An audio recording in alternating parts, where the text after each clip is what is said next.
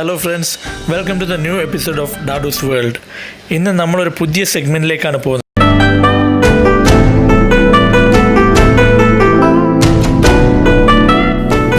നമ്മളിന്ന് പരിചയപ്പെടാൻ പോകുന്നത് ഒരു ലോക ചാമ്പ്യനെ, അതൊരു ഇന്ത്യക്കാരനെ, അതും ഒരു മലയാളി, അതും ഒരു ഡോക്ടർ. അങ്ങനെ ഒരു വ്യക്തിയാണ് നമ്മളിവിടെ പരിചയപ്പെടുത്തുന്നത്. യെസ്, ഇദ്ദേഹമാണ് doctor Prashanth Nair, a doctor by profession, actor by passion and a world champion in martial arts arnis. ഡോക്ടറിനെ സംബന്ധിച്ചിടത്തോളം ഏജ് ഒരു നമ്പർ മാത്രമാണെന്ന് പ്രൂവ് ചെയ്യുന്ന രീതിയിലാണ് അദ്ദേഹത്തിൻ്റെ പ്രശസ്തി. 46-ാം വയസ്സിൽ ആർണിസ് എന്ന മാർഷൽ ആർട്സിൽ വേൾഡ് ചാമ്പ്യൻ, UAE കാറോട്ട മത്സര വിജയി, ആം wrestling champion, certified under water diver, Guinness ബുക്കിൽ ഇടം നേടിയ വ്യക്തി, പൈലറ്റ്, മോഡൽ, ആക്ടർ. അങ്ങനെ ഡോക്ടർ കൈവെക്കാത്ത മേഖലകളില്ല. 8ഓളം മൂവികളിൽ അദ്ദേഹം അഭിനയിച്ചിട്ടുണ്ട്. പിന്നെ മോട്ടിവേഷണൽ സ്പീച്ച് ഇപ്പോൾ പല ഗവൺമെൻറ് ഓർഗനൈസേഷനിലും കണ്ടക്ട് ചെയ്യുന്നുണ്ട്.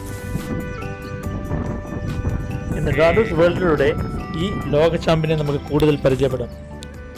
ഞാനിന്ന് വന്നിട്ടുള്ളത് ഡോക്ടർ പ്രശാന്തിൻ്റെ അടുത്തേക്കാണ്. ഡാഡൂസ് വേൾഡ് എന്ന് പറഞ്ഞ ഒരു യൂട്യൂബ് ചാനൽ ഞാൻ റൺ ചെയ്യുന്നുണ്ട്. ദുബായിൽ നിങ്ങളെ പരിചയപ്പെടുത്തുക എന്നുള്ള ഒരു സെഗ്മെൻറ്റിലാണ് ഞാൻ ഡോക്ടർ പ്രശാന്തിനെ പരിചയപ്പെടുത്താൻ ശ്രമിക്കുന്നത്.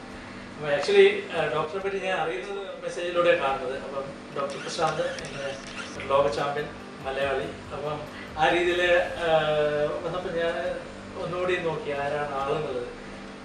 പിന്നെ അങ്ങോട്ട് വായിച്ച് നോക്കുമ്പോഴേക്ക് ഡോക്ടറെ പറ്റി കൂടുതൽ അറിയാനുള്ള ആകാംക്ഷ, അതാണ് എന്നെ ഈ റൂമിലേക്ക് ഡോക്ടറിൻ്റെ അടുത്തേക്ക് എത്തിച്ചത്. Thank you, you are welcome. ഒരു സിമ്പിൾ ലിവിംഗ് ആണ് ദുബായില്. പിന്നെ നമ്മൾ പറയില്ലേ, എൻ്റെ ഒരു പോളിസി ലൈഫിൽ, if you can't be the best of the best, be different from the rest. ഇപ്പോൾ നിങ്ങൾ അന്വേഷിച്ചു വരുന്ന ഇപ്പോൾ എത്രയോ ഡെന്റിസ്റ്റ്, ഞാൻ ബൈ ദ വേ പ്രശാന്ത്, ഞാൻ ഓർത്തഡോണ്ടിസ്റ്റ് ആണ്, ദുബായിൽ വർക്ക് ചെയ്യുന്നു. ഞാൻ എൻ്റെ അച്ഛൻ്റെ ക്ലിനിക് റൺ ചെയ്യുന്നു. അച്ഛൻ മരിച്ചുപോയി 2014. അച്ഛൻ ഇവിടുത്തെ വൺ ഓഫ് ദ ഫസ്റ്റ് ഫിസീഷ്യൻസ് ആയിരുന്നു, പ്രൈവറ്റ് ഫിസീഷ്യൻസ് ആയിരുന്നു ദുബായിലെ. ഇവിടെ കുറെ ഡോക്ടേഴ്സ് കുറെ ഇതുണ്ട്. അപ്പൊ എന്തെങ്കിലും ഡിഫറെന്റ് ആയിട്ട് ചെയ്യുന്നതുകൊണ്ടാണ് നിങ്ങൾ അന്വേഷിച്ചു വന്നത്. തീർച്ചയായും, കാരണം ഒരു ഡോക്ടർ എന്നുള്ള ഒരു പ്രൊഫഷൻ, അതിൽ നിന്ന് എൻ്റയർലി ഡിഫറെൻ്റ് ആയിട്ടുള്ള ഒരു ഏരിയയിൽ ഡോക്ടർ പേരെടുക്കുന്നു. അപ്പോൾ ആ ഒരു ഇതിന് വേണ്ടിയിട്ടുള്ള ഒരു അങ്ങനെ ഒരു തീം ഡോക്ടർ സെലക്ട് ചെയ്യാൻ വേണ്ടിയിട്ട്. കാരണം നോർമൽ ഡോക്ടേഴ്സ് ആർട്ട്, കൾച്ചർ അങ്ങനെയുള്ള രീതിയിലാണ്. It's also in art, but ആ ഒരു ഇതിലേക്ക് വരാനുള്ള ഒരു സാഹചര്യം, പിന്നെ നിങ്ങൾ അതിനുവേണ്ടിയുള്ള തയ്യാറെടുപ്പ്, അതിനെപ്പറ്റിയുള്ള ഒന്ന് ഡോക്ടർ ഒന്ന് എക്സ്പ്ലെയിൻ ചെയ്യാം. മാർഷൽ ആർട്സ് പണ്ട് കുട്ടിക്കാലം മുതലേ എനിക്ക് മറ്റേ ബ്രൂസ് ലീയുടെ മൂവീസ് ഇഷ്ടം. പിന്നെ എൻ്റെ മൂത്ത ചേട്ടൻ ഭയങ്കര മാർഷൽ ആർട്ട് ഇതൊക്കെയായിരുന്നു. മറ്റേ ഇൻട്രസ്റ്റും അഡീഡിങ് ഇതൊക്കെയായിരുന്നു. മിഡിൽ ബ്രദറോ കരാട്ടെ ഇതൊക്കെയായിരുന്നു. അപ്പൊ ഞാൻ എന്നെ ഈ മൂവി കൊണ്ടേ കാണിച്ചത് എനിക്ക് തോന്നുന്നു 1974 എനിക്ക് ചെറിയ കുട്ടിയായിരുന്നു. അപ്പൊ അങ്ങനെ എനിക്ക് മാർഷൽ ആർട്സിലും ഇൻട്രസ്റ്റ് വന്നിട്ട് ഇതിന് കൊണ്ടുപോയി. അപ്പൊ അവിടെ ഞാൻ യങ്ങസ്റ്റ് കുട്ടിയായതുകൊണ്ട് എനിക്ക് കുറെ അറ്റൻഷൻ ഒക്കെ കിട്ടി. പിന്നെ ദുബായിൽ വന്നു കഴിഞ്ഞപ്പോൾ ബ്രദറിന്റെ ഒരു ഫ്രണ്ട് ഇവിടെ കരാട്ടെ സ്കൂളിൽ തുടങ്ങുന്നുണ്ടായിരുന്നു, സെൻസൈ ഇക്ബാൽ എന്ന് പറഞ്ഞിട്ട്. ഇക്ബാലിലെ ബ്രദേഴ്സ് ഇപ്പൊ നല്ല one of the top schools ആണ്. ജപ്പാനിൽ നിന്ന് ടീച്ചേഴ്സ് ഒക്കെ വന്ന് പഠിപ്പിക്കുന്നത്. അവരുടെ നാട്ടിൽ എറണാകുളത്ത് പണ്ട് കുക്കുസാമി എന്ന് പറഞ്ഞൊരു മാസ്റ്റർ സ്റ്റുഡന്റ് ഒക്കെ ആയിരുന്നു ആദ്യം. പിന്നെ അവരെ ഡെവലപ്പ് ചെയ്ത് നന്നായിട്ട് പോയി. അപ്പൊ അങ്ങനെ മാർഷൽ ആർട്ട് ഇൻഫ്ലുവൻസ്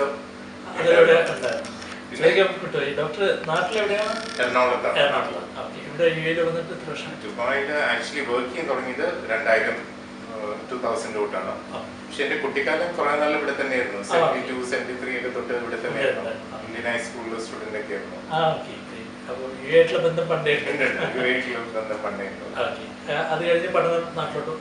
പഠനം അമ്മയ്ക്ക് ഒരു കിഡ്നി എന്തോ ഒരു പ്രോബ്ലം, നെഫ്രോട്ടിക് സിൻഡ്രോം എന്ന് പറഞ്ഞ പ്രോബ്ലം ഉണ്ടാക്കി. അപ്പൊ ഒരു 8th, 9th, 10th Rajagiri high school and 11th, 12th Maharajas college. പിന്നെ അത് കഴിഞ്ഞ് മണിപ്പാൽ യൂണിവേഴ്സിറ്റി, അവിടെ പോസ്റ്റ് ഗ്രാജുവേഷനും വർക്കും ചെയ്തിരുന്നു. പിന്നെ അവിടുന്ന് സ്കോളർഷിപ്പ് കിട്ടി. US 2 കൊല്ലം ഉണ്ടായിരുന്നു. അവിടെ ഒരു അസിസ്റ്റന്റ് പ്രൊഫസറായിട്ടൊക്കെ വർക്ക് ചെയ്തു, പേപ്പർ പബ്ലിഷ് ചെയ്യുക. അങ്ങനെ ഏലിയൻ വിത്ത് എക്സെപ്ഷണൽ എബിലിറ്റി എന്നൊക്കെ പറഞ്ഞ അവർ ഒരു 6 മാസത്തിൽ ഗ്രീൻ കാർഡൊക്കെ എനിക്ക് ഇഷ്യൂ ചെയ്തിരുന്നു. ഓ പിന്നെ അച്ഛനെ ഹെൽപ്പ് ചെയ്യാൻ വേണ്ടി ഞാൻ അവിടെ നിന്ന് തിരിച്ചു വന്നു. പിന്നെ ഇവിടെ കണ്ടിന്യൂ ചെയ്തു. പിന്നെ പോയി ഇടയ്ക്കിടയ്ക്ക് പോയിരുന്നു. പിന്നെ അവര് ലാസ്റ്റ് സിറ്റിസൺഷിപ്പ് എടുക്കണം എന്ന് പറഞ്ഞു. ബിക്കോസ് അവര് മറ്റേ റൂൾസ് ഒക്കെ മാറി. അത് പറഞ്ഞു അങ്ങനെ ഗ്രീൻ കാർഡ് അങ്ങനെ you can't maintain it for more than 4 years, 5 years. അപ്പൊ അങ്ങനെയപ്പോ എനിക്ക് ഇന്ത്യൻ സിറ്റിസൺഷിപ്പ് കൊടുക്കണമെന്നുണ്ടായിരുന്നല്ലോ. അങ്ങനെ ഞാനത് വിട്ടു. പിന്നെ ഈ മാർഷൽ ആർട്സിന്റെ ബാക്ക്ഗ്രൗണ്ട് എന്ന് പറഞ്ഞാൽ നമ്മൾ എൻ്റെ അച്ഛൻ 2014 മരിച്ചു കഴിഞ്ഞപ്പോൾ കുറച്ച് പേഴ്സണൽ ഇഷ്യൂസും ഇതൊക്കെ ഉണ്ടായിരുന്നു ലൈഫിൽ. അപ്പൊ നമ്മുടെ ഉള്ളിൽ പല ഫ്രസ്ട്രേഷൻ, ദേഷ്യമൊക്കെ വരും. അപ്പൊ നമ്മള് സാധാരണ സിനിമയിലും ഇതൊക്കെ കാണുന്നത് ആൾക്കാർ കുടിക്കും അല്ലെങ്കിൽ ഡ്രഗ്സ് എടുക്കുക അങ്ങനെയൊക്കെയാണ്. അപ്പൊ എന്നെ മാർഷൽ ആർട്ട് ടീച്ചേഴ്സ് പറഞ്ഞ് ഈ ചാനലൈസ് ചെയ്ത് നമുക്ക് ഏതെങ്കിലും ഒരു പുതിയ ആർട്ട് പഠിക്കാൻ പറഞ്ഞു. അപ്പൊ അങ്ങനെയാണ് ഈ മാർഷൽ ആർട്ട് ഇതിലേക്ക് ഇൻട്രസ്റ്റ് വന്നത്. പിന്നെ ആ ടൈമിൽ ഈ സൽമാൻ ഖാൻ മറ്റേ സുൽത്താനും മറ്റേ ദങ്കൽ എന്നൊക്കെ പറഞ്ഞ പടം, ഞാനാണെങ്കിൽ ഭയങ്കര മൂവി ഇൻഫ്ലുവൻസ് ഉള്ള ആളാണ്. ഈ റോക്കി 4 എന്നൊക്കെ പറഞ്ഞ പടമൊക്കെ എനിക്കത് ചെയ്താണോന്നുള്ള രീതിയിലൊക്കെ ഞാൻ കമന്റ്സ് കണ്ടു. അതെ അതെ, അതിങ്ങനെ എനിക്ക് ഇഷ്ടമുള്ള ആക്ടർ മീറ്റ് ചെയ്തിട്ടുണ്ട്. അപ്പൊ അങ്ങനെ പുള്ളി ചാനലൈസ് ചെയ്തു. പുള്ളി പാസ്റ്റ് ലൈഫ് റിഗ്രഷനും ഹിപ്നോട്ടിക് തെറാപ്പിയുടെ ഒക്കെ ആളായിരുന്നു. എന്നോട് പറഞ്ഞു നമുക്ക് അങ്ങനെ ഒരു രീതിയിൽ കൗൺസിൽ ചെയ്തു. ഞാൻ പറഞ്ഞു ഈ ആങ്കർ നമുക്ക് എന്തെങ്കിലും ഒരു സ്പോർട്ടിലേക്ക് കോമ്പീറ്റ് ചെയ്ത് ആ വാശി എവിടെയെങ്കിലും എത്തിക്കും. അപ്പൊ ഞാൻ പറഞ്ഞു അങ്ങനെയാണെങ്കിൽ പെട്ടെന്ന് പഠിച്ചെടുക്കാവുന്ന ഒരു ആർട്ട് ഏതാന്ന് പറഞ്ഞപ്പോ ഏതൊരു ഫ്രണ്ട് പറഞ്ഞ് ഇങ്ങനെ ഒരു മാഷ് പഠിപ്പിക്കുന്നുണ്ട്. ആർനെസ് ഫിലിപ്പീനോ ആർട്ടാണ്. ആർനെസ് എന്ന് പറയും. ആർനെസ് എന്ന് പറഞ്ഞൊരു സ്പാനിഷ് ടേം ആണ്. അതിന് വേറെ ചില സ്ഥലത്ത് എസ്ക്രീമ എന്ന് പറയും. ഇന്തോനേഷ്യൻ സൈഡിലേക്ക് അത് കാളി എന്ന് പറയും. ബ്രൂസ് ലീ എൻറ്റർ ദ ഡ്രാഗണിൽ ഉപയോഗിക്കുന്നുണ്ട് 2 വടികൾ. അപ്പൊ ഇത് പഠിച്ചു കഴിഞ്ഞാൽ പെട്ടെന്ന് പ്രാക്ടിക്കൽ. പിന്നെ ഈ ബോൺ ഐഡന്റിറ്റി എന്ന് പറഞ്ഞ പടത്തിലൊക്കെ ഉപയോഗിക്കുന്നുണ്ട് ഇതിന്റെ. ഇത് പഠിച്ചു കഴിഞ്ഞപ്പോൾ ഞാൻ ടീച്ചറിനോട് ഒരു ദിവസം പറഞ്ഞു എനിക്കിങ്ങനെ ഒരു ഫൈറ്റ് ചെയ്യണം, ഉള്ളിൽ കുറെ ദേഷ്യമുണ്ട്. അപ്പൊ അങ്ങനെയാണെങ്കിൽ പുള്ളി പറഞ്ഞു ഇങ്ങനെ ഒരു ആർമറൊക്കെ ഒരു സാധനമുണ്ട്, അതെടുത്തിട്ട് അറ്റാക്ക് ചെയ്യാനൊക്കെ പറഞ്ഞപ്പോ അതില് ഇതെക്കാട്ടും ഞാൻ നന്നായിട്ട് പെർഫോം ചെയ്തു. എന്നോട് പറഞ്ഞ് കോമ്പീറ്റ് ചെയ്യാൻ ഇഷ്ടമുണ്ട്. ഞാൻ പറഞ്ഞു ഓഫ്കോഴ്സ് കോമ്പീറ്റ് ചെയ്യാം, വൈ നോട്ട്. അപ്പൊ അതിനുവേണ്ടി ട്രെയിനിങ്ങും ഇതൊക്കെയായിരുന്നു. അപ്പൊ അത് ഫോക്കസ്ഡ്. അപ്പോഴാണെങ്കിൽ ഈ മൂവി വന്ന ടൈമാണ് അതിങ്ങനെ കണ്ടോണ്ടിരിക്കുക. അപ്പൊ അതിൽ ആമീർ ഖാൻ പറയുന്നുണ്ട് ഈ ദങ്കലില് ഗോൾഡ് മിലേക്ക് മിസാൽ ബഞ്ചാവേ, നീ സെക്കൻഡ് ആവാം തേർഡ് ആവാം, പക്ഷെ ആർക്കാ ഓർമ്മയുണ്ടാവും ഗോൾഡ് വിൻ ചെയ്ത ലൈഫിൽ എന്തെങ്കിലുമൊക്കെ ഓർമ്മയ്ക്ക്. അപ്പൊ അങ്ങനെ പോയൊരു സിറ്റുവേഷനിൽ അപ്പൊ ടീച്ചർ ട്രെയിനിങ് ഒക്കെ തന്നു. നല്ല രീതിയിൽ പോയി ഫുൾ കോൺഫിഡൻസ് ഒക്കെ ആയിട്ട് ഇങ്ങനെ ഇരുന്ന് ഡെയിലി 2-3 മണിക്കൂറോ 4 മണിക്കൂറൊക്കെ രാവിലെ എണീറ്റ് ഓടാനും സ്റ്റാമിന ഒക്കെ ബിൽഡപ്പ് ചെയ്യും. ജനിച്ചപ്പോ മുതൽ പ്രാക്ടീസ് ചെയ്യുന്നവരാണ് ഫിലിപ്പിനോ നാഷണൽസ്. അവരുടെ ഇടയിൽ പോയിട്ട് അവിടുന്ന് അവരുടെ ഇടയിൽ ഒരു ലോക ചാമ്പ്യനായിട്ട് ഇന്ത്യന്റെ ഫ്ലാഗ് എഴുതിയിട്ട് വരിക എന്ന് പറഞ്ഞാൽ വേറൊരു തമാശ ഉണ്ടായത്, ഇത് നന്നായിട്ട് ട്രെയിൻ ചെയ്ത് ഇങ്ങനെ കോൺഫിഡൻസ് ഒക്കെ മാരത്തോൺ ഒക്കെ ഞാൻ ഓടിയതുകൊണ്ട് കുറച്ച് സ്റ്റാമിന ഒക്കെ ഉണ്ടായിരുന്നു. അപ്പൊ എന്റെ ധൈര്യം എന്താ, കോച്ച് നമ്മുടെ സൈഡിൽ കൂടെ ഉണ്ട്. ലാസ്റ്റ് പോണേന്റെ ഒരു 4-5 ദിവസം മുമ്പിൽ എന്നെ വിളിച്ചത്, പ്രശാന്ത് നിന്റെ ഫൈറ്റ്, നിന്റെ ജേർണി, ഓൾ ദ ബെസ്റ്റ്, എനിക്ക് വരാൻ പറ്റില്ല. ഞാൻ പറഞ്ഞു മാഷെ അറിയാത്തൊരു സ്ഥലത്ത് പുതിയ, ഞാൻ പറഞ്ഞു ഞാൻ എന്ത് ചെയ്യാനാ, it is your fight, your journey, you carry on. അപ്പൊ ഞാൻ പറഞ്ഞു എന്തായാലും ഇറങ്ങി തിരിച്ചു. ഇനിയിപ്പോ ആൾക്കാരോട് പറഞ്ഞു, ഞാൻ പറഞ്ഞു ഏതായാലും പുറത്തുള്ള നാട്ടിൽ പോയിട്ട് അടി വാങ്ങിക്കാൻ എനിക്ക് യോഗ എന്നൊക്കെ പറഞ്ഞു ഞാനിങ്ങനെ. ഞാൻ പറഞ്ഞു പോണേന്റെ ഏതായാലും മറ്റേ ബർദുബായിൽ ഒരു മാതൃ സ്റ്റോറിന് അവിടെ ഇന്ത്യൻ ഫ്ലാഗ് കണ്ടോ എന്നൊരു സംശയം, നമ്മളെ കിടക്കട്ടെ. ഭയങ്കര കോൺഫിഡൻസ് ആ ഫിലിമിന്റെ ഇതിൽ പോയതാണ്.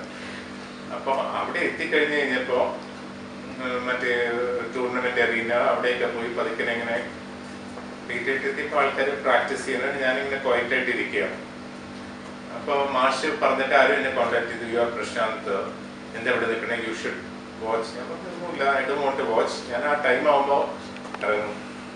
ആ ടൈം ആവുമ്പോ ഇന്ത്യൻ ഫ്ലാഗ് പോക്കറ്റിൽ കിടപ്പുണ്ട്, അടിച്ചങ്ങോട്ട് വിട്ടു. അപ്പൊ ഞാൻ പിന്നെ മനസ്സിലാക്കി എന്റെ അത്ര സ്റ്റാമിന പലർക്കും ഇല്ല. ഞാൻ പറയും വന്ന് 46 ഇയേഴ്സ് ആണ്, പക്ഷെ ഈ മാരത്തോണും കുറെ ഡെയിലി 10 കിലോമീറ്റേഴ്സ് ഓടാറുണ്ട് അന്ന് ആ ടൈമില്. അപ്പൊ എന്റെ അത്ര സ്റ്റാമിന പലർക്കും ഇല്ല. അപ്പൊ അങ്ങനെ പതുക്കിനെ എല്ലാവരും ടയർഡ് ആവുന്നു. ടയർഡ് ആവുമ്പോ ഞാൻ വാമപ്പ് ആയിട്ട് അങ്ങനെ നമ്മുടെ ഏറ്റവും പ്ലസ് പോയിന്റ് കിട്ടിയത്. എന്റെ അത് ടൂർണമെന്റ് കഴിഞ്ഞ് വീട്ടിലെത്തി കഴിഞ്ഞപ്പോഴാണ് എനിക്ക് അനങ്ങാൻ പറ്റുന്നില്ല. അപ്പൊ അവിടെ ഡോക്ടറും ഇതൊക്കെ ഉണ്ട്. അപ്പൊ നോക്കുമ്പോ റിബ് ഒടിഞ്ഞിട്ടുണ്ട്. എന്റെ ഇത് ബുക്ക് ചെയ്താൻ ഫോട്ടോസ് ഒക്കെ. അപ്പൊ അപ്പൊ അവര് പറഞ്ഞു ഇത് പുറത്തേക്ക് വരാത്തോണ്ട് അങ്ങനെ തന്നെ ഇത് ചെയ്യാം. പിന്നെ 3 വിരലും ഒടിഞ്ഞിട്ടുണ്ടായിരുന്നു. എന്റെ വിരലൊക്കെ കണ്ടോ ചെരിഞ്ഞിരിക്കുന്നത്. അപ്പൊ ആ ടൈമിൽ അതിന്റെ ആവേശത്തിൽ ഇങ്ങനെ ഇരിക്കില്ല, അത് കഴിയുമ്പോഴല്ലേ. അപ്പൊ ആ ദിവസം വൈകുന്നേരം ഒരു ഗ്രാൻഡ് പാർട്ടി ഒക്കെ ഉണ്ടായിരുന്നു. അവിടെ ഗ്രാൻഡ് ഗ്യാല എന്ന് പറഞ്ഞു.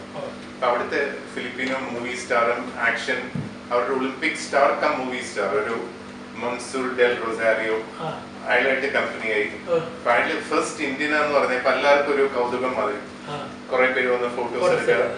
അപ്പൊ ഒരു ഇംഗ്ലീഷ് സിനിമയിൽ ഞാൻ പറഞ്ഞു ചെറിയ ക്യാരക്ടർ റോൾസ് ചെയ്യാറുണ്ട്. അപ്പൊ ഒന്നും കൂടി അങ്ങനെ മൂവി ആയിട്ടുള്ള കണക്ഷൻസ്.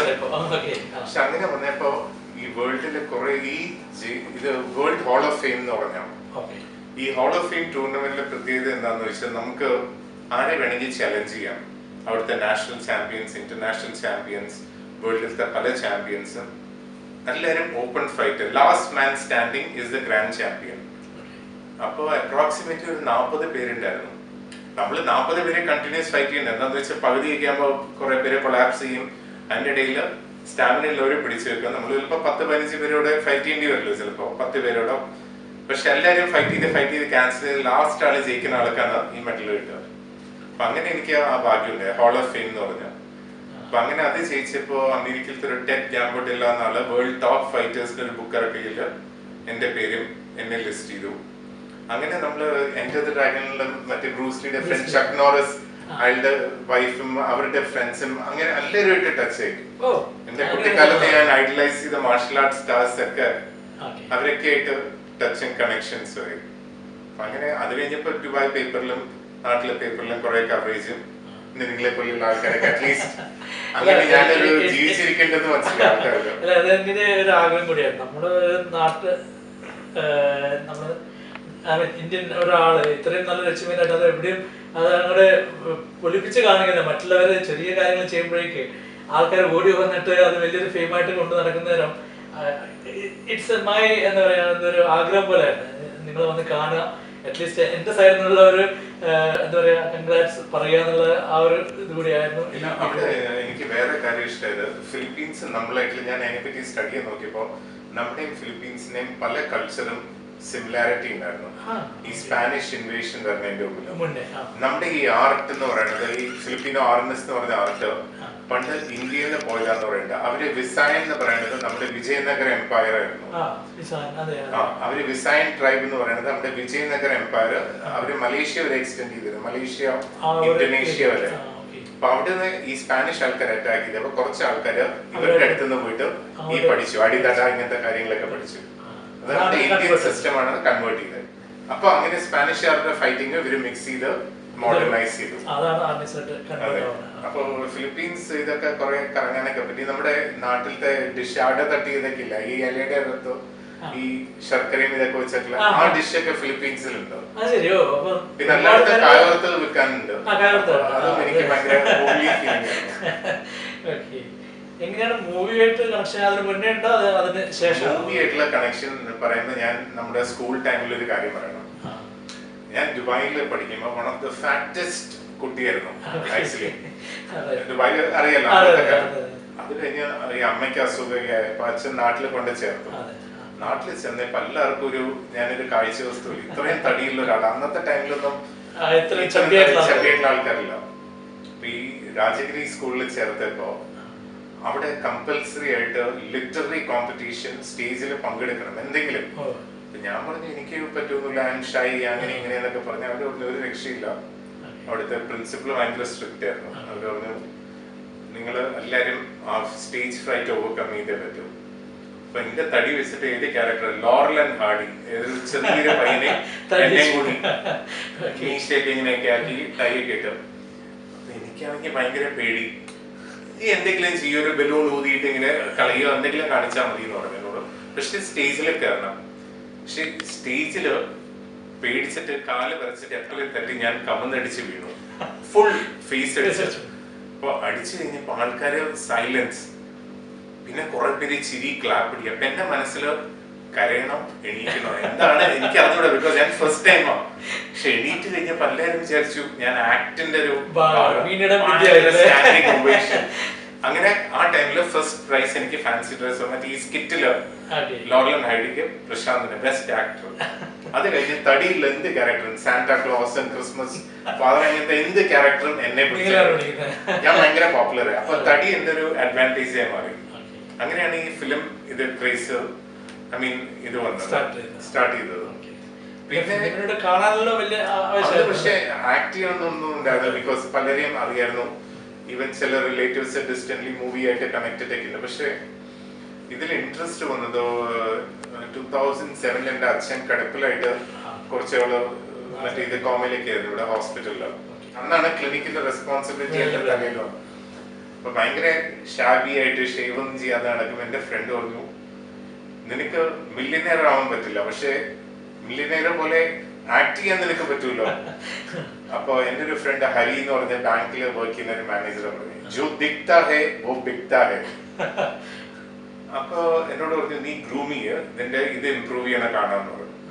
അപ്പൊ ഞാൻ എന്റെ ഒരു പേഷ്യന്റെ കണ്ടു, ട്രെയിനർ. ഞാൻ പറഞ്ഞു എന്നെ ഒന്ന് ട്രെയിൻ ചെയ്യാൻ. അപ്പൊ ഫിസിക്കലി ട്രെയിൻ ചെയ്യാൻ വേറൊരു പേഷ്യന്റ് ഫോട്ടോഗ്രാഫർ ആയാലും ഒരു ക്യാമറ വാങ്ങിച്ചിട്ട് ഇങ്ങനത്തെ ക്യാനോ നൈക്കോൺ അങ്ങനത്തെ നിങ്ങൾ യൂസ് ചെയ്യണമല്ലേ, അയാളോട് ഞാൻ കുറച്ച് നല്ല പിക്ചേഴ്സ് എടുത്തരാം. പിന്നെ വേറൊരാള് റെക്കമെൻഡ് ചെയ്ത് ജാക്ക് കാൻഫീൽഡിന്റെ ഒരു ബുക്ക് സക്സസ് പ്രിൻസിപ്പിൾസ് എന്ന് പറഞ്ഞ. ഇപ്പൊ നമുക്ക് എന്ത് ക്യാരക്ടർ ആവേണ്ടതെന്ന് വെച്ചാൽ നമ്മൾ അതുപോലെ ഡ്രസ് ചെയ്ത് കഴിഞ്ഞാൽ ഇവൻച്വലി നമ്മളായി മാറുന്നു. അതെന്തൊരു നമ്മള് സബ് കോൺഷ്യസിന് ഡിഫറൻഷിയേറ്റ് ചെയ്യാൻ പറ്റില്ല എന്ന് പറയുന്നത്. അങ്ങനെ നമുക്ക് ഇഷ്ടമുള്ള നിങ്ങൾ പറഞ്ഞ പോലെ സണ്ണി ഡിയോളും സിൽവസ്റ്റർ സ്റ്റാലോണും അതിന്റെ കോപ്പി ചെയ്ത് വർക്ക്ഔട്ടും പിക്ചേഴ്സ് ഒക്കെ അതേമാതിരി എത്തും. അങ്ങനെ അപ്പൊ അങ്ങനെ ഇത് നമ്മുടെ ഒരു cousin sister husband Santosh Sivan പറഞ്ഞു ചിലപ്പോ നിങ്ങളുടെ ഫോട്ടോ ഉണ്ട് ചിലപ്പോ ഡയറക്ടർ മുരുകദാസ് സാറിന് ഇഷ്ടാവാൻ ചാൻസ് ഉണ്ട്, പുള്ളി ഒരു കമാൻഡോ ബേസ്ഡ് ഒരു പടം എടുക്കുന്നുണ്ട്, വേണമെങ്കിൽ ഒന്ന് ട്രൈ നോക്കുന്നു. ഓക്കെ, അത് പറയേണ്ട താമസം അപ്ലൈ ചെയ്തു. അപ്ലൈ ചെയ്ത് കഴിഞ്ഞപ്പോ പുള്ളി ഓഡീഷന് വിളിച്ചു. അപ്പൊ അതിന്റെ ഇടയ്ക്ക് ഞാൻ ഏതൊക്കെ ചെറിയ ഓഡീഷന് പോയിട്ട് അത്ര ശരിയല്ല. അപ്പൊ എന്നോട് പറഞ്ഞു ഒരു ഡയറക്ടർ നിങ്ങൾ വേണമെങ്കിൽ ഒരു കോഴ്സ് ചെയ്തു നോക്കാൻ. അപ്പൊ അങ്ങനെ ദുബായിലെ ഡക്ക് ടാക്കിൽ ഈ മൂവിയുടെ മുമ്പിൽ ജസ്റ്റ് മുമ്പില് ഒരു 3 months കോഴ്സ് ഞാൻ ഡക്ക് ടാക്കില് ആക്ടിങ്ങും തിയേറ്ററും ഡ്രാമയും പഠിച്ചു. അത് അവർക്ക് ഭാഗ്യത്തിന് ലേറ്റ് നൈറ്റ് ക്ലാസ് ഉണ്ടായിരുന്നു അഡൽസിന്. അപ്പൊ പ്രാക്ടീസ് ഒരു 8:30 വൈൻഡപ്പ് ചെയ്യുന്നതിന് ഞാനൊരു 7:45 വൈൻഡപ്പ് ചെയ്ത് ട്രെയിൻ കയറി നേരെ മോൾ ഓഫ് എമിറേറ്റ്സിനകത്ത് സ്കൂളിന്റെ അടുത്ത് തന്നെയാണ് എന്റെ സ്റ്റേഷൻ അറ്റൻഡ് ചെയ്യും. എന്നിട്ട് അവരോടൊപ്പം പെർഫോം ചെയ്തു. അപ്പൊ അവര് കുറെ ഗെയിംസും പാടി. ഇപ്പൊ ഈ ഹലോ എന്ന് പറയുന്ന വാക്കൊക്കെ പല രീതിയിൽ പറയാം. നമുക്കിപ്പോ നമ്മള് ഫസ്റ്റ് ടൈം മീറ്റ് ചെയ്യണേ ഹലോ, നമ്മള് കുറെ നാളുകൂടി ഹലോ, പിന്നെ ദേഷ്യത്തോടുകൂടി ഹലോ. അപ്പൊ അങ്ങനെ അങ്ങനെ പല രീതിയില് മൂഡ് ഫ്ലക്ച്വേഷൻ, ഇമോഷൻ അങ്ങനെയൊക്കെ പഠിപ്പിച്ചു കഴിഞ്ഞപ്പോ ആക്ടിങ്ങിന്റെ കുറച്ച് ഇത് ക്യാമറ ആംഗിൾസിനെ പറ്റി പഠിപ്പിക്കും, എങ്ങനെ ഇത് ചെയ്യണമെന്ന് പറയും. അപ്പൊ അതൊക്കെ കഴിഞ്ഞ് ഈ തുപ്പാക്കിയുടെ ഞാൻ വിചാരിച്ചൊരു എക്സ്ട്രാ ആയിട്ട് ബാക്കിലൊക്കെ പോകും. അപ്പൊ എന്തൊരു ഓഡീഷന് പുള്ളിക്ക് ഡയറക്ടർക്ക് ഇഷ്ടമായിട്ട് എനിക്കൊരു ക്യാരക്ടർ റോള് വന്നു. അങ്ങനെ അവിടുന്ന് മൂവി ഇതിലേക്ക് വന്നു. അത് തുപ്പാക്കിയായിരുന്നു. വിജയുടെ കൂടെ ഉണ്ടായിരുന്നു. കുറച്ചും കൂടി സീൻസ് ഉണ്ടായിരുന്നു. പിന്നെ വിജയ്ക്ക് ചിലതൊക്കെ സിനി കൺട്രോൾ ചെയ്യാൻ പറ്റാത്തതുകൊണ്ട് ആ സീനൊക്കെ എഡിറ്റ് ആയിപ്പോയി. പക്ഷെ നല്ല രസമായിരുന്നു. ഐ മീൻ ഷൂട്ടിങ്ങും നല്ല സപ്പോർട്ടീവ് സ്റ്റാർ കാസ്റ്റ്. ഈവൻ വിജയ്ക്ക് വെരി ഗുഡ് വെൽ സ്റ്റാർ. പിന്നെ മുരുകദാസ് സാർ നല്ല ഇതായിരുന്നു, നല്ല നല്ല യൂണിറ്റ് ആയിരുന്നു. അത് കഴിഞ്ഞിട്ട് ഉടനെ തന്നെ അതിന്റെ തന്നെ യൂണിറ്റ് പറഞ്ഞിട്ട് അജിത് ആക്ടറിന്റെ അജിത് സാറിന്റെ ഒപ്പം ആരംഭം, അത് മീഡിയ സിറ്റിയില്. അതും ഭയങ്കര തമാശയായിരുന്നു. പുള്ളി ഭയങ്കര നല്ല ജോവിയിലാണ്, റിലാക്സ് ചെയ്യും, തമാശ പറയും, നല്ല രസമായിരുന്നു. അത് കഴിഞ്ഞ് മുരുകദാസ് സാറിന്റെ പടത്തില് 2007 ഞാൻ വില്ലൻ ക്യാരക്ടറും ചെയ്തിട്ടുണ്ട്, റംഗൂൺ എന്ന് പറഞ്ഞിട്ട്. സിദ്ദീഖ് സാറും മറ്റേ മലയാളത്തിലുള്ള സിദ്ദീഖാണ്, പിന്നെ കാർത്തിക് എന്ന് പറഞ്ഞ ആക്ടറിന്റെ മകനൊക്കെ ആയിട്ട്. പിന്നെ അതിന്റെ ഇടയ്ക്ക് കുറെ മൂവീസ് ചെയ്തു തുടങ്ങി, ഹാഫ് കംപ്ലീറ്റ് ആയിട്ട് പോയി. ചിലത് പിന്നെ ബ്ലസ്സി സാറിന്റെ കളിമണ്ണ്, ശ്വേതമേന്റെ ഓപ്പോസിറ്റ് നെഗറ്റീവ് റോളില്, പിന്നെ ഡയമണ്ട് നെക്ലേസ്, പിന്നെ ഒരു ചെറിയ റോള് ടേക്ക് ഓഫ് സപ്പോർട്ടിങ് ഇതായിട്ട്.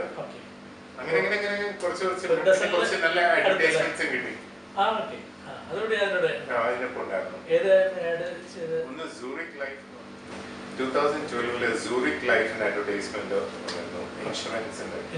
അത് പക്ഷെ നല്ലൊരു അഡ്വർടൈസ്മെന്റ് ക്യാമ്പയിൻ ആയിരുന്നു. ബിക്കോസ് എയർപോർട്ടില് ബ്രിഡ്ജിന്റെ മീതെ കണ്ടിന്യൂസ് എന്റെ ഇതൊക്കെ ഉണ്ടായിരുന്നു, മറ്റേ പോസ്റ്റേഴ്സും മറ്റേ full building size all over Dubai. അപ്പൊ അതൊരു full page centre page add എയർപോർട്ടിൽ മറ്റേ പ്ലെയിനിന്റെ അകത്ത് ഇൻഫ്ലൈറ്റ് മാഗസീനില്. അപ്പൊ അങ്ങനെ അങ്ങനെ അവരുടെ ഈവൻ മെമ്മറബിലിയ ഉണ്ടായിരുന്നു, കാർഡ്സും മറ്റേ ഇതിലൊക്കെ എന്റെ ഫോട്ടോ ഉണ്ടായിരുന്നു. അതൊരു ഭയങ്കര ക്യാമ്പയിൻ ആയിരുന്നു. അത് കഴിഞ്ഞിട്ട് HSBCയുടെ ഉണ്ടായിരുന്നു, ക്രെഡിറ്റ് കാർഡിന്റെ.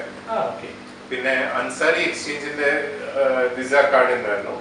അത് ചൈനയിൽ എന്തോ അവര് കൊടുത്തിട്ട് ഭയങ്കര പോപ്പുലർ ആയിട്ട് ചൈനീസ് CCTV കാര് ഇന്റർവ്യൂ ചെയ്യാനുള്ള അത് ഞാൻ യൂട്യൂബിൽ ഇട്ടിട്ടുണ്ട് 2015.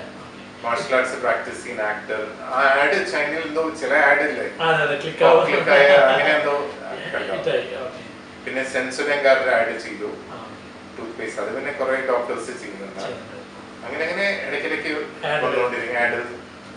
എനിക്ക് മടിയാണ് ആഡ്സ്, എനിക്ക് മൂവി ഇതൊക്കെയാണ് ഇഷ്ടം. ഈ ചൈന പറഞ്ഞപ്പോഴാണ് ഇപ്പൊ ചൈനയിൽ പോയിട്ടുണ്ട്. ചൈനയിൽ പോയിട്ടില്ല, ഹോങ്കോങ് പോയിട്ടുണ്ട്, മെക്കാവില് പോയിട്ടുണ്ട്. നിങ്ങളുടെ ഗുരു ആയിട്ട് ഒരാളെ നിങ്ങൾ മെന്ററായിട്ട് കാണുന്നത്? ആക്ച്വലി ചൈനീസ് ടീച്ചേഴ്സിന്റെ അടുത്ത് ഞാൻ കുറച്ചു പേരുടെ അടുത്ത് പഠിച്ചിട്ടുണ്ട്. ഒന്ന് ഇവിടെ 2000 ഒരു ചൈനീസ് ഷാങ്ഹായ് പോലീസുകാരെ ട്രെയിൻ ചെയ്യുന്ന ഒരു വെരി സീനിയർ ഒരു മാസ്റ്റർ കണ്ടിട്ട് അയാളായിട്ട് ഭയങ്കര കമ്പനി. അപ്പൊ അയാളുടെ അടുത്ത് നിന്ന് ഞാൻ കുറെ നാള് ചിന്ന എന്ന് പറഞ്ഞൊരു ആർട്ട് ഉണ്ട്, അതായത് നമ്മുടെ ഹിന്ദിയിലെ ചീന എന്ന് പറഞ്ഞാൽ ടു ഗ്രാബ്, അപ്പൊ ആ സെയിം അർത്ഥം തന്നെ ചൈനയില്. അപ്പൊ ജോയിന്റ് ലോക്സ് മറ്റേ വൈറ്റൽ പോയിന്റിൽ അടിക്കുക അങ്ങനെ. അത് കഴിഞ്ഞ് പുള്ളി 2 കൊല്ലം പുള്ളിയുടെ അടുത്ത് പഠിച്ച് പുള്ളി വിട്ടുപോയി. അത് കഴിഞ്ഞിട്ട് ജെറ്റ്ലിയുടെ ഒരു മാഷ് ഇവിടെ വിസിറ്റിനുണ്ടായിരുന്നു ഒരു 10 ദിവസം 15 ദിവസം ഷാവിൽ കുഫില്. പുള്ളി ചോദിച്ചു ഈ ചെറിയ ടൈമിൽ എന്താ, ഞാൻ പറഞ്ഞു നിങ്ങൾ മറ്റുള്ളവരെ പഠിപ്പിക്കാത്ത എന്തെങ്കിലും പഠിപ്പിച്ചുതരാം. അപ്പൊ പുള്ളി ഒരു 13 എക്സസൈസ് ഓഫ് ബ്രീത്തിങ്. അപ്പൊ നമ്മുടെ അയൺ ഷർട്ട് എന്ന് പറയുന്നത് അതിന്റെ ചൈനീസിൽ പറയുന്നത് തീബു ഷാൻ എന്ന് പറയും. അതായത് കുറെ അടിയൊക്കെ നമുക്ക് താങ്ങാൻ പറ്റും ബോഡിയിൽ. ആ ബ്രീത്തിങ് എക്സസൈസ് റെഗുലർ ആയിട്ട് ചെയ്താൽ ഇമ്പാക്ട് ഫീൽ ചെയ്യും, പക്ഷെ ഡാമേജ് കോസ് ചെയ്യും ഉള്ളില്. അപ്പൊ അത് പഠിച്ചു. അത് കഴിഞ്ഞിട്ട് ഞാനിങ്ങനെ അന്വേഷിച്ച് കിടക്കുമ്പോൾ ഇവിടെ അടുത്തൊരു ചൈനീസ് സ്കൂളിൽ പോയപ്പോ കുറച്ച് കാലം ഉണ്ടായിരുന്നല്ലോ മാഷ്. അപ്പൊ അയാൾ വിട്ടുപോയി. ഐ മീൻ നമ്മളൊരു ബേസ് പറഞ്ഞതിന്റെ മുമ്പിൽ അയാൾ വിട്ടുപോയി. അവിടുത്തെ ഒരു കൾച്ചറൽ എക്സ്ചേഞ്ച് ചെയ്യുന്ന ഒരു ഇംഗ്ലീഷ് സംസാരിക്കുന്ന ചൈനക്കാരൻ നമുക്ക് എന്തെങ്കിലും ഒരു നല്ലൊരു മാഷുള്ളൊരു വരികയാണെങ്കിൽ. അപ്പൊ അങ്ങനെയാണെങ്കിൽ എന്നോട് പറഞ്ഞൊരു ചൈനീസ് ഒരു കൊങ്തും കുങ്ഫു എന്ന് പറഞ്ഞ ഒരാളുണ്ട് ഇവിടെ, സീനിയർ മാഷാണ്. അവിടുത്തെ ആക്ടേഴ്സിനും ഇതൊക്കെ പഠിപ്പിക്കുന്നതാണ്. ഭയങ്കര എക്സ്പെൻസീവ് ആണ്. പുള്ളി പഠിപ്പിക്കാൻ പക്ഷെ ഭയങ്കര എക്സ്പെൻസീവ് ആണ്. അവിടുത്തെ വലിയ ടോപ്പ് ലെവൽ ടീമാണ്. സംസാരിച്ച് കഴിഞ്ഞപ്പോ പുള്ളിക്ക് എന്നെ ഇഷ്ടമായി. കുറെ കത്തിയും അതും ഇതൊക്കെ വെച്ചു നമ്മള് ട്രാൻസ്ലേറ്റർ ഫോണൊക്കെ ഉപയോഗിച്ച് എന്റെ പഴയ ഫോട്ടോസ് ഒക്കെ കണ്ടു. അപ്പൊ പുള്ളി പറഞ്ഞു എന്നാ ഡോക്ടർ അല്ലേ, പുള്ളിയുടെ നല്ലോണം പ്രൈസ് ഡിസ്കൗണ്ട് ചെയ്ത്. അങ്ങനെ പുള്ളിയുടെ ഒപ്പം ഞാനിപ്പോ 3 കൊല്ലമായി ട്രെയിൻ ചെയ്യുന്നു. അപ്പൊ പല കാര്യങ്ങളും പുള്ളി ഓപ്പൺ അപ്പ് ചെയ്ത് തന്നിട്ടുണ്ട്. അതായത് ഈ ചില സീക്രട്സ് ഈ തൈച്ചിയില് എല്ലാരും ബ്രീത്തിങ് എക്സസൈസ് ആയിട്ടാണ് കാണിക്കുന്നത്.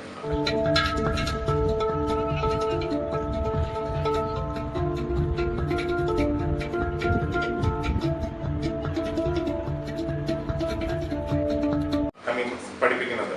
അപ്പൊ അതില് എങ്ങനെ ഫൈറ്റ് ചെയ്യാൻ ഉപയോഗിക്കാം, എങ്ങനെ ഒരാളെ അൺബാലൻസ് ചെയ്യാം, പിന്നെ കുറെ യുണീക്ക് വെപ്പൺസ് ഉണ്ട്.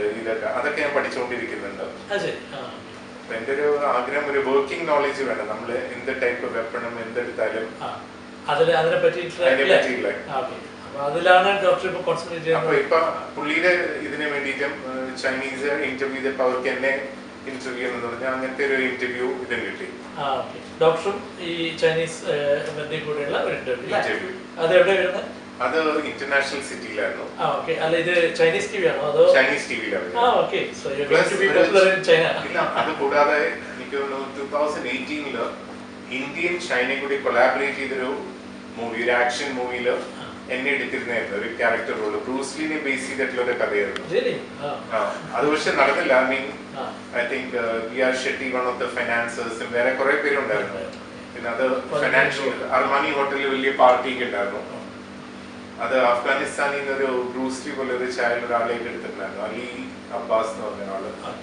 പിന്നെ എന്നെ ഒരു ക്യാരക്ടർ റോളും കുറെ പാർട്ടിയും വലിയ ഫോട്ടോസ് സെഷനും പിന്നെ അത് അതിനപ്പുറം പോയില്ല. പിന്നെ ഇനിയും കൂടുതൽ ആ രീതിയിലുള്ള പ്രൊജക്ട്സ് വരട്ടെ എന്ന് ഞാനിപ്പോ ട്രൈ ചെയ്യണോ, നമ്മളിങ്ങനെ എന്തെങ്കിലും ചെയ്തുകൊണ്ടിരിക്കണം. അതിനിടയിൽ ചോദിച്ചിട്ട് ഡോക്ടർ അത് കാർ റേസുമായിട്ട് എന്തൊരു ബന്ധമുള്ളതായിട്ട് എവിടെ വായിച്ചു? ആക്ച്വലി ഞാൻ പറഞ്ഞില്ല, ഓരോ മൂവീസാണ് നമ്മൾ ഇൻസ്പയർ ചെയ്യുക. അതെ അതെ, നിങ്ങൾ അധികം ബോറടിപ്പിക്കണ്ടോ ക്യാമറ ആളെ?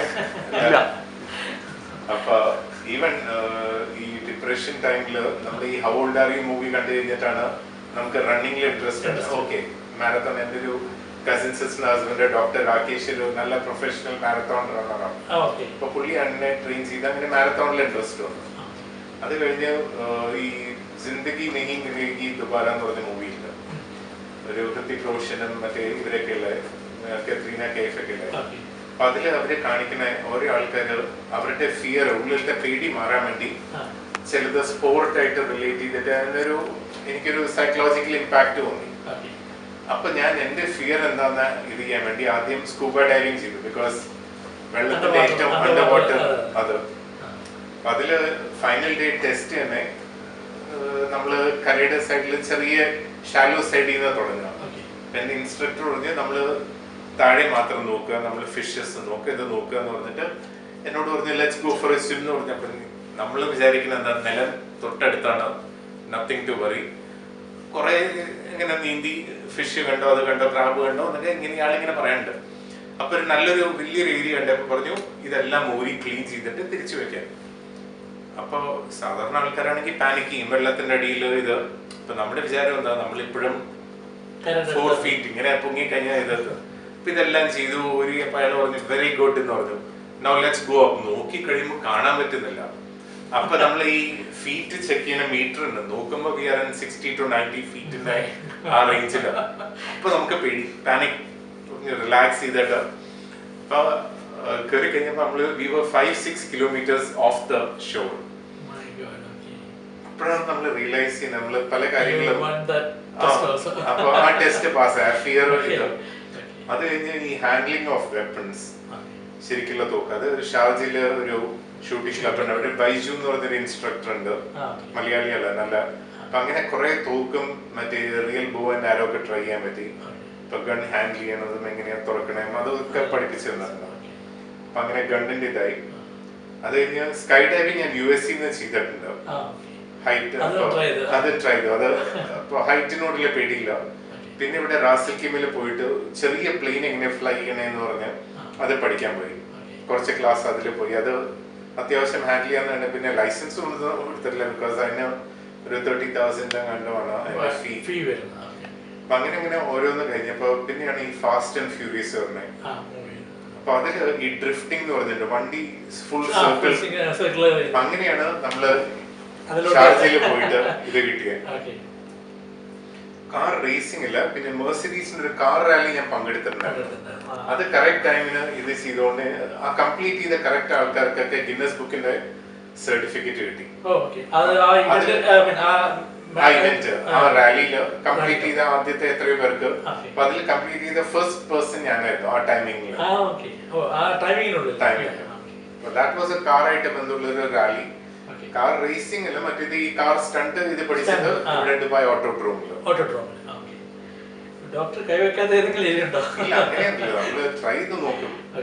പിന്നെ അല്ലെങ്കിൽ നമ്മള് പറയില്ല, എന്ത് ട്രൈ ചെയ്യുന്നതിന്റെ മുമ്പ് നമുക്ക് പറയാൻ പറ്റില്ല. ഇല്ല, അല്ല നമ്മളത് ആ സാധനം എന്താണെന്ന് നേരിട്ട് അറിഞ്ഞിട്ട് അല്ലേ. ഇല്ല, എനിക്ക് അങ്ങനെ പഠിക്കാൻ ഇഷ്ടം. അതിപ്പോ ചെറിയ കുട്ടിയുടെ അടുത്തുനിന്നായാലും വലിയ ആളുടെ അടുത്തുനിന്നായാലും പഠിക്കണമെന്ന് വെച്ച് കഴിഞ്ഞാൽ ഞാൻ അത് പതുക്കിനെ പഠിച്ചെടുക്കുന്നു. എനിക്കങ്ങനെ ഫെയിലിയർ അത് യൂസ്ഡ് ആയതുകൊണ്ട് എനിക്കത് വലിയ വിഷയമല്ല. അല്ല, ഏജ് ഫാക്ടറിന് ഇതുമായിട്ട് ജസ്റ്റ് നമ്പർ മാത്രമാണ് ഡോക്ടർ കാണുമ്പോഴേക്കും മനസ്സിലാവുന്നത്. നമ്പർ മാത്രമല്ല, അതിൻ്റെതായ പ്രശ്നങ്ങളുണ്ട്. പക്ഷെ എന്നാലും എന്റെ നമ്മൾ പറയില്ലേ, desire to learn is much more. അതാണ് നമ്മൾ ഡ്രൈവ് ചെയ്യുക, ഒരു നല്ല ഡിസയർ ഉണ്ടായാൽ മാത്രമേ അതിലേക്ക് നമ്മൾ ക്രേസ് ആയിട്ട്. ഇപ്പൊ കോവിഡ് കാരണം നമുക്ക് എല്ലാവരുടെയും അറിയാലോ, പ്ലാനിങ് ഒക്കെ തെറ്റിയിരിക്കുക. എന്റെ ഐഡിയ നമ്മൾ പഠിച്ച കാര്യങ്ങൾ അടുത്തൊരു ജനറേഷന് എന്തെങ്കിലും രീതിയിൽ യൂസ്ഫുൾ ആവുന്ന രീതിയിൽ ഹെൽപ്പ് ചെയ്യണമെന്നാണ് എന്റെ ആഗ്രഹം. ഇപ്പൊ മാർഷൽ ആർട്സ് ആണ്. ഞാൻ ഇപ്പോഴത്തെ നാട്ടിലെ കുട്ടികളുടെ ഇടയിലൊക്കെ വയലൻസ് എന്ന് പറയുമ്പോൾ അവരുടെ ഇത് ടെമ്പർമെന്റ് കൺട്രോൾ ചെയ്യാനും സ്ട്രെസ്സും ഹെൽത്തും.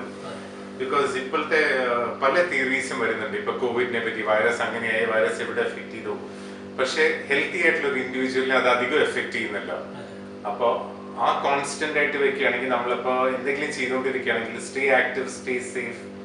അങ്ങനെയാകുമ്പോൾ ഈ മാർഷൽ ആർട്സ് അതിലും ഗുണം ചെയ്യും. സെൽഫ് ഡിഫൻസ് മാത്രമല്ല, നമ്മൾ സ്റ്റേ ഫിറ്റ് ആയിരിക്കും, ആക്റ്റീവ് ആയിരിക്കും. അല്ലാതെ ഒരാൾക്ക് 6 പാക്കോ അല്ലെങ്കിൽ ഭയങ്കര മസിൽ ആയതുകൊണ്ട് ഫിറ്റ് ആയിക്കൊള്ളുന്നില്ല. പിന്നെ നമ്മളെല്ലാവരുടെയും ലിമിറ്റ് നമ്മൾ തന്നെ ഉണ്ടാക്കണം. എനിക്ക് ചെയ്യാൻ പറ്റുന്ന എനിക്ക് തോന്നുന്നില്ല. അപ്പൊ നമ്മൾ ഓൾറെഡി നമ്മുടെ ലിമിറ്റ് നമ്മൾ കൺട്രോൾ ചെയ്തു. ട്രൈ ചെയ്ത് നോക്കാം, കിട്ടുകയാണെങ്കിൽ കിട്ടട്ടെ എന്ന് പറഞ്ഞ് നമുക്ക് ചിലപ്പോൾ ചെയ്യാൻ പറ്റും. ഡെഡ്ലൈൻ നമ്മൾ തന്നെ ഇട്ട് കഴിഞ്ഞു. നെക്സ്റ്റ് ജനറേഷനോട് ഡോക്ടർക്ക് പറയാനുള്ളത് തന്നെയാണെന്ന് മനസ്സിലാക്കിയിട്ടുള്ളത്. അതെ, never give up, keep trying. നമുക്ക് എവിടെയെങ്കിലും ഒക്കെ എത്തും ലൈഫിൽ milestones. Doctor all the best. ഇനിയും മുന്നോട്ട് ഉള്ള പ്രയാണത്തിൽ താങ്ക് യു. ഐ ഹോപ്പ് നമുക്ക് ഇനിയും ഫ്യൂച്ചറിൽ ഇനിയും ഡിസ്കസ് ചെയ്യാൻ വേറെ പ്രോജക്റ്റോ അങ്ങനത്തെ വേറെ അച്ചീവ്മെന്റ് നമ്മുടെ രണ്ട് സൈഡിൽ നിന്നും, യുവർ സൈഡോ മൈ സൈഡോ നമുക്ക് ഡിസ്കസ് ചെയ്യാൻ പറ്റുന്നുണ്ട്. പുതിയ സിനിമകളും പുതിയ മാർഷൽ ആർട്ട് ട്രെയിനിങ് ടിപ്സ് ഒക്കെ ആയിട്ട് ഡോക്ടർ വീണ്ടും കണ്ടുമുട്ടാവുന്നതാണ്. Sure. Thank you, doctor. Thank you. Yeah. Thanks.